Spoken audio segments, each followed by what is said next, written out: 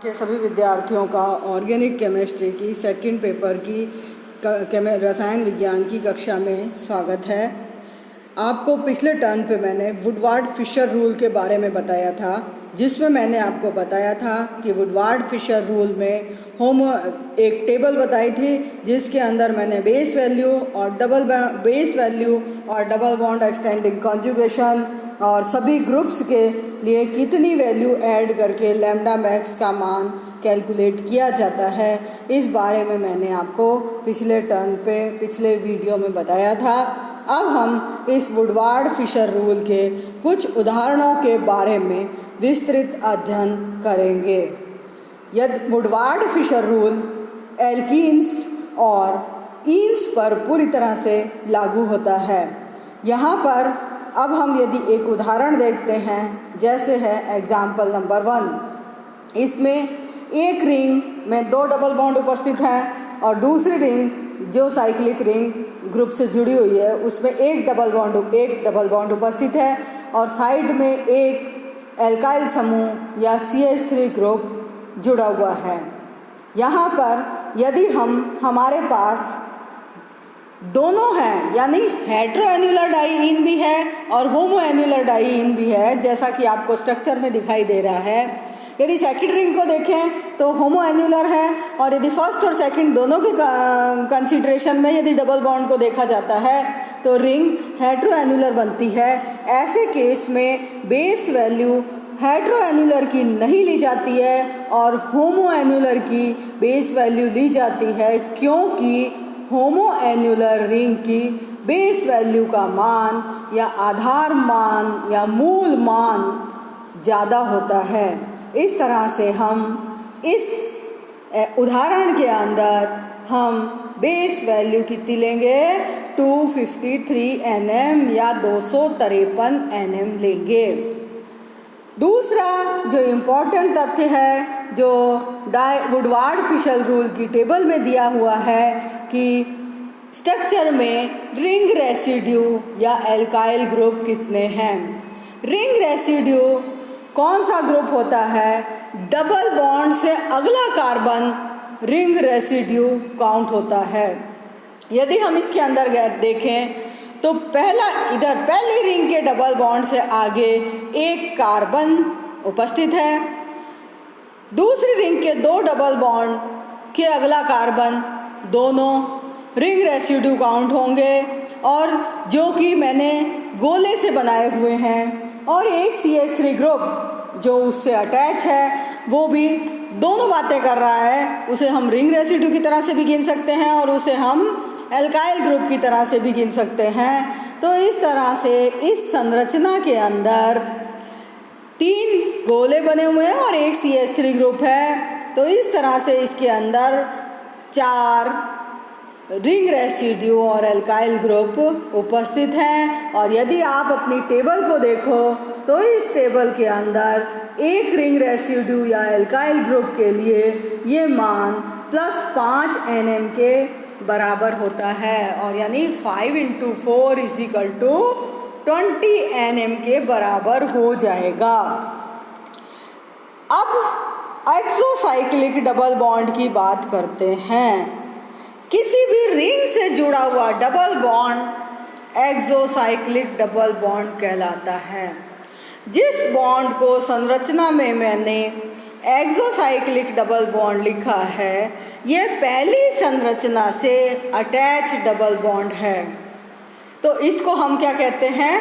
Exocyclic double bond. यदि हम अपनी टेबल को देखें तो एक्सोसाइक्लिक डबल बॉन्ड के लिए ये मान 5 nm के बराबर है। Double bond extending conjugation, 2 double bond हमारे बेस वैल्यू में शामिल हो रहे हैं, यानी जब हम होमोएन्युलर डाइईन की बात करते हैं तो 2 डबल बॉन्ड हमारी बेस वैल्यू में आ जाते हैं, यानी 253 nm तक का जो मान है वो इनकी स्ट्रक्चर से पूर्ण हो जाता है। परंतु इसके पश्चात कॉन्जुगेशन में हमारे पास इस संरचना के अंदर एक डबल बॉन्ड बचता है, जिसका कि प्लस 30 nm मान हम इसके अंदर जोड़ देते हैं और इस तरह से इसकी वैल्यू जब हम कैलकुलेट करते हैं तो लैम्डा मैक्स का मान 308 nm आ जाता है। 308 nm आ गया। यदि हम दूसरी संरचना की बात करते हैं तो दूसरी संरचना के अंदर एक होमोएन्युलर रिंग है और दूसरी एक हेटेरोएन्युलर रिंग काउंट हो सकती है और इसके अंदर 4 डबल बॉन्ड कॉन्जुगेशन में उपस्थित हैं। यदि हम इस संरचना में देखें तो पहले वाली संरचना वाली बात ही लागू होगी और इस संरचना के अंदर होमोएन्युलर डाइईन को ही हम क्या मानेंगे, बेस वैल्यू के लिए उपयुक्त मानते हैं, क्योंकि ज़्यादा मान किसका होता है, होमोएन्युलर डाइईन का। इसलिए बेस वैल्यू का मान कितना होगा, 253 nm। यदि हम इनमें रिंग रेसिड्यू को काउंट करें तो आप बड़ी तसल्ली से डबल बॉन्ड से अगले जुड़ते हुए अगली जुड़ती हुई वैल्यूज़ को हम इसके अंदर क्या करेंगे, काउंट करते जाएंगे। तो डबल बॉन्ड से जो भी अगली वैल्यू जुड़ी हुई है, यहाँ पर हमारे पास 1 2 3 4 5 इस तरह से 5 ग्रुप जो हमारे हैं वो इसके अंदर जुड़े हुए हैं और इस तरह से हमारे 5 रिंग रेसिड्यू और CH3 ग्रुप हो जाते हैं। कितने हो गए, 5 रिंग रेसिड्यू या CH3 ग्रुप हो जाते हैं। यानी एक CH3 ग्रुप या रिंग रेसिड्यू के लिए मान कितना होता है, +5 nm। तो 5 के लिए कितना हो जाएगा, 25 nm। तो इस तरह से हम इसके अंदर 25 nm को जोड़ देते हैं। Exocyclic double bond, exocyclic double bond यदि हम देखें तो इसके अंदर एक ही है, क्योंकि यदि हम हमारे लेफ़्ट साइड हैंड से राइट हैंड की तरफ जाएं तो बीच वाली रिंग से डायरेक्ट अटैच डबल बॉन्ड जिसके नीचे मैंने ESDP लिखा है, यानी एक्सोसाइक्लिक डबल बॉन्ड लिखा है, वो मात्र एक है, क्योंकि बाकी जो डबल बॉन्ड हैं वो एक्सोसाइक्लिक डबल बॉन्ड नहीं है, क्योंकि रिंग से अटैच डबल बॉन्ड को ही हम क्या मानते हैं, एक्सोसाइक्लिक डबल बॉन्ड मानते हैं। यदि हम इसमें देखें तो हमारे पास 2 डबल बॉन्ड कॉन्जुगेशन में बेस वैल्यू में काउंट हो रहे हैं, परंतु और जो 2 डबल बॉन्ड हैं वो कॉन्जुगेशन में हैं, परंतु उनकी वैल्यू को हमने अभी तक कंसीडर नहीं किया है। यानी हमारे पास 2 × 30 यानी 60 nm हमें अपने इस मान के अंदर और ऐड करना पड़ेगा। तो इसका मतलब हमने डबल बॉन्ड एक्सटेंडिंग कॉन्जुगेशन 2 के लिए 60 nm के मान को जोड़ दिया और इस तरह से ये मान कितना हो गया, टोटल लैम्डा कैलकुलेटेड वैल्यू है 343, जबकि ऑब्जर्व्ड वैल्यू यानी प्रेक्षित मान जो है वो 355 nm आता है। यानी हमारा जो वुडवर्ड फिशर रूल कैलकुलेशन से बता रहा है वो प्रेक्षित मान से लगभग बराबर आता है। इसका मतलब वुडवर्ड और फिशर ने जो नियम दिया वो बहुत ही सही दिया था। यदि हम तीसरे एग्जाम्पल पे लें तो तीसरे एग्जाम्पल में भी आधार मान 253 nm है। यदि हम देखें तो डबल बॉन्ड से अगले कार्बन जो कि रिंग रेसिड्यू या मिथाइल ग्रुप, उनके मान 4 हैं इसके अंदर, जो कि मैंने संरचना के यहाँ पर छोटे छोटे 4 गोलों के रूप में बताए हैं। इस तरह से 5 × 4 = कितना हो जाएगा, 20 nm। तो इस तरह से डबल बॉन्ड एक्सटेंडिंग कॉन्जुगेशन का मान, अब इसमें कितना है आप बताइए, एक स्ट्रक्चर है और उसके बाद डबल बॉन्ड केवल एक है जो कि एक्सटेंडिंग कॉन्जुगेशन में है, उसका हम 30 Nm ऐड कर देते हैं। एक और बात आपको ध्यान रखनी है कि इस संरचना के अंदर एक्सोसाइक्लिक डबल बॉन्ड नहीं है। क्यों? क्योंकि संरचना के साथ कोई भी रिंग के साथ कोई भी अटैच डबल बॉन्ड नहीं है, इसलिए उसका मान नहीं जोड़ा जाएगा। तो इस तरह से लैम्डा मैक्स का मान यहाँ पर 303 Nm होगा। अगली संरचना चौथा नंबर यदि हम देखते हैं तो यहाँ पर भी होमो और हेट्रो दोनों तरह के सिस्टम एक ही संरचना के अंदर उपस्थित हैं, परंतु बताओ कौन सा लेंगे? यहाँ पर भी हम होमो एन्युलर डाइईन लेंगे, क्योंकि जब दोनों संरचनाएं होती हैं तो होमो एन्युलर डाइईन का मान हेट्रो एन्युलर की तुलना में पहले लिया जाता है। तो यहाँ पर हम 253 Nm किस में ऐड करेंगे? बेस वैल्यू में। उसके बाद यहाँ पर यदि हम रिंग रेसिड्यू काउंट करते हैं, डबल बॉन्ड से अगले अगले कार्बन देखो या CH3 ग्रुप देखो, तो यहाँ पर 4 हैं जिनको कि मैंने गोलों से बताया हुआ है। तो इस तरह से डबल बॉन्ड जो रिंग रेसिड्यू है वो 4 × 5 = 20 Nm हो जाएगा। Double bond extending conjugation, double bond extending conjugation की यदि हम बात करें तो यहाँ पर आप देखिए कि 2 डबल बॉन्ड किस में शामिल हैं? बेस वैल्यू में। तो और टोटल कितने डबल बॉन्ड उपस्थित हैं जो कॉन्जुगेशन में हैं? 4। इसलिए बचे हुए 2 डबल बॉन्ड किसके क्या कहलाएंगे? डबल बॉन्ड एक्सटेंडिंग कॉन्जुगेशन या डबल बॉन्ड की क्षमता या मात्रा को कॉन्जुगेशन के द्वारा बढ़ाने वाले कहलाएंगे। और इस तरह से ये 2 × 30 = 60 Nm के बराबर हो जाएगा। एक्सोसाइक्लिक डबल बॉन्ड यदि इस संरचना में देखते हैं तो रिंग से बिल्कुल जुड़ा हुआ डबल बॉन्ड 2 स्ट्रक्चर में है, और जिनको कि मैंने लिखा हुआ है एक्सोसाइक्लिक डबल बॉन्ड। तो इस तरह से इस संरचना के अंदर 2 एक्सोसाइक्लिक डबल बॉन्ड उपस्थित हैं। तो यहाँ पर 3 × 5 Nm यानी कितना हो गया? अरे यार, चलो एक्सोसाइक्लिक डबल बॉन्ड का 10 वैल्यू इसके अंदर ऐड हो जाएगा और इस तरह से इसका कुल मान प्राप्त हो जाएगा।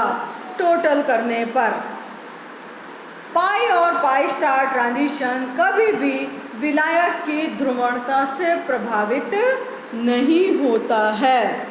अगली एक और दो सिंपल संरचनाएं लेते हैं। यदि हम 5 नंबर की संरचना को देखें तो इस संरचना के अंदर बिल्कुल सिंप्लिसिटी है। 2 डबल बॉन्ड अल्टरनेट पोजीशन पे उपस्थित हैं और देखने से बिल्कुल क्लियर पता चल जाता है कि ये हेट्रोएन्युलर डाइईन है। इसलिए इस हेट्रोएन्युलर डाइईन का बेस मान 214 Nm प्राप्त होगा। रिंग रेसिड्यू यहाँ पर 3 हैं, इसलिए जो कि मैंने गोलों से बनाए हुए हैं, इसलिए ये 3 × 5 = 15 Nm आ जाता है। रिंग से अटैच डबल बॉन्ड 1 है और इसके लिए हम 5 Nm ऐड कर देते हैं और इस तरह से लैम्डा मैक्स 234 Nm या 234 Nm प्राप्त हो जाता है। इससे अगली 6 नंबर की संरचना को यदि हम देखते हैं तो इसके अंदर भी 2 डबल बॉन्ड अलग अलग रिंग में अल्टरनेट पोजीशन पर उपस्थित हैं, अर्थात 2 डबल बॉन्ड अलग अलग रिंग में होने पर जो रिंग है वो हेट्रोएन्युलर डाइईन कहलाती है। यहाँ पर रिंग रेसिड्यू यदि हम देखें तो पुनः 3 हैं, यानी 3 × 5 = 15 Nm। एक्सोसाइक्लिक डबल बॉन्ड मात्र 1 है और उसके लिए 5 Nm ऐड हो जाता है, यानी लैम्डा मैक्स का मान इस संरचना में भी, जो कि पहली 5वें नंबर की संरचना से अंतर है, परंतु उतने ही बराबर आता है, यानी 234 Nm। यहाँ मैं आपको बताना चाहूँगी कि यूवी विजिबल स्पेक्ट्रोस्कोपी संरचना की आगे की संतृप्त कॉम्प्लेक्सिटी, उसकी संतृप्त स्ट्रक्चर में कितनी कॉम्प्लेक्सिटी है उस पर निर्भर नहीं करता है। जैसा कि 5 और 6 नंबर की संरचना में अंतर है, परंतु उसका लैम्डा मैक्स का मान बराबर आता है। अब हम बात करते हैं pi to pi star transition in aromatic compounds. Aromatic compound का पेरेंट मटेरियल या पेरेंट कंपाउंड बेंजीन होता है। बेंजीन के अंदर आप सभी जानते हैं कि डीलोकेलाइजेशन ऑफ पाई इलेक्ट्रॉन पाया जाता है। इसके अंदर पाई इलेक्ट्रॉन अल्टरनेट पोजीशन पर होते हैं, परंतु ये पाई इलेक्ट्रॉन लगातार रिंग में चक्कर लगाते रहते हैं और किसी भी कार्बन पर स्थायी रूप से अवस्थित नहीं होते हैं। और जब हम एरोमेटिक सिस्टम की बात करते हैं तो यहाँ पर 2 तरह के बैंड हमें प्राप्त हो जाते हैं। पहला है के बैंड, जो कि एथिलीनिक ट्रांजिशन के समान होता है। दूसरे बी बैंड आते हैं, जो कि एथिलीनिक स्ट्रक्चर से अंतर रखते हैं। के बैंड का मतलब है जैसे कि डबल बॉन्ड सादे एलिफेटिक कंपाउंड्स के अंदर हैं, जितना लैम्डा मैक्स का मान दें, जितनी इंटेंसिटी का मान दें, वही बेंजीन के अंदर भी प्राप्त होता है, एरोमेटिक कंपाउंड के अंदर भी प्राप्त होता है। परंतु बेंजीनाइट बैंड में फाइन स्ट्रक्चर आती हैं और इन फाइन स्ट्रक्चर में लैम्डा मैक्स का मान तो अपनी जगह पर ही होता है, परंतु मोलर एक्सटेंशन कोएफिशिएंट का मान कम होता है, क्योंकि इनके अंदर मोलर एक्सटेंशन कोएफिशिएंट का मान कम होने का कारण है कि ये वाले जो ट्रांजिशन माने जाते हैं ये फॉरबिडन ट्रांजिशन माने जाते हैं। इसका मतलब कि बी बैंड बेंजीनॉइड बॉन्ड है और बेंजीनॉइड बैंड लो इंटेंसिटी का बैंड होता है, और ये लो इंटेंसिटी का बैंड हायर लैम्डा मैक्स पर उपस्थित होता है। इसका कारण है कि हाईएस्ट ऑक्युपाइड मॉलिक्यूलर ऑर्बिटल और लोएस्ट वैकेंट मॉलिक्यूलर ऑर्बिटल के बीच में बेंजीन या एरोमेटिक कंपाउंड्स के अंदर ऊर्जा अंतर का मान कम होता है। बेंजीनॉइड बैंड ब्रॉड बैंड के रूप में प्राप्त नहीं होते हैं और ये एक फाइन पीक प्राप्त होते हैं, जो कि कम इंटेंसिटी वाले होते हैं, और इस कारण से ये फॉरबिडन बैंड भी कहलाते हैं, क्योंकि संक्रमण के समय ये अपनी सिमेट्री को खो देते हैं। और बेंजीन इसके अलावा लो इंटेंसिटी बैंड की एक सीरीज़ भी मिलती है, जो कि 230 से लेकर 270 Nm यानी 232 270 Nm पर प्राप्त होती है। Fine peaks develops from sub level of vibrational absorption upon electronic absorption super imposed. Fine peak प्राप्त होने का मुख्य कारण है कि इलेक्ट्रॉनिक एब्जॉर्प्शन और वाइब्रेशनल एब्जॉर्प्शन एक दूसरे पर सुपर इम्पोज हो जाते हैं।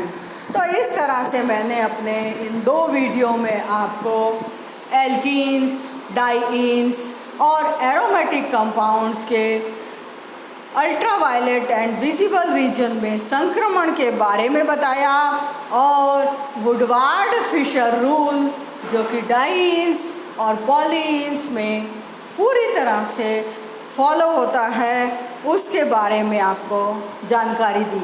अगले वीडियो में हम कार्बोनाइल कंपाउंड्स में ट्रांजिशन किस तरह से होता है इसके बारे में बात करेंगे। धन्यवाद।